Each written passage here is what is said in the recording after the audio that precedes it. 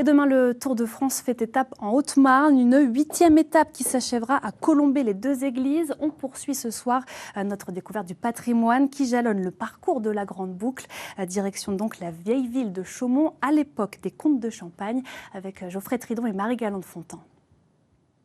Le Tour de France poursuit sa route en Haute-Marne, mais le patrimoine qui l'allonge, lui, n'a pas bougé. Le peloton va traverser Chaumont et je me trouve sur les anciens remparts de la cité-préfecture. Car avant d'être la ville nationale du graphisme, Chaumont était l'une des places fortes des comtes de Champagne au XIIe siècle. Quelques vestiges de cette époque existent toujours, dont un qui culmine à 45 mètres d'altitude. Donc Alexis, ici on est sur où se trouvait le château, l'ancien château de Chaumont. On est effectivement sur l'emplacement de l'ancien château de Chaumont, avec une présence déjà au Xe siècle.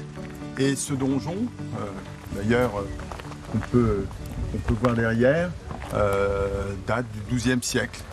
Quelque part, le donjon aussi, c'est un peu l'un des derniers vestiges du château? C'est le dernier vestige du château, avec aussi le rempart qui a été rehaussé. Et donc il a servi aussi de prison, enfin il a eu toutes les vies ce donjon. Jusqu'en 1866, il a servi de prison. Et donc il y avait la prison et le palais de justice. Donc voilà, au rez-de-chaussée essentiellement, et on retrouve des graffitis sur lesquels ils ont retracé des petits dessins de leur emprisonnement, ainsi de suite. On prend maintenant de la hauteur en empruntant cet escalier exigu.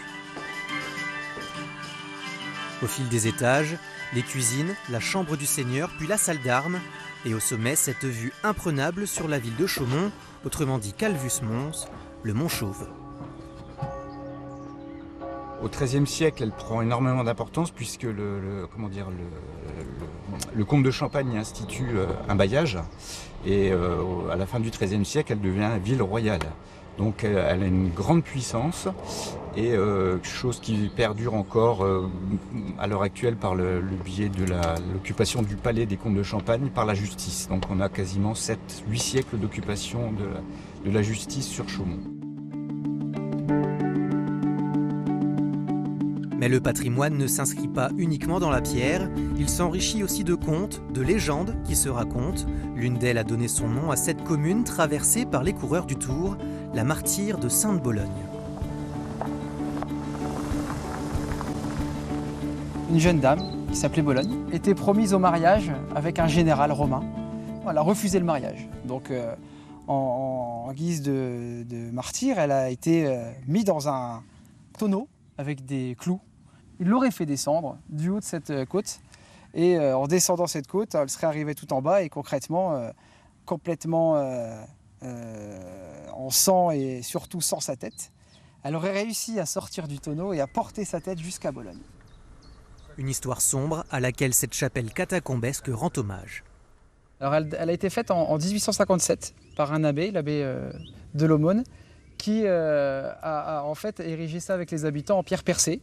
Et on a beaucoup de gens, beaucoup de touristes, etc., qui viennent se recueillir dans cette chapelle. Elle est toute petite, très particulière, et il y a un climat bien particulier dans cette chapelle.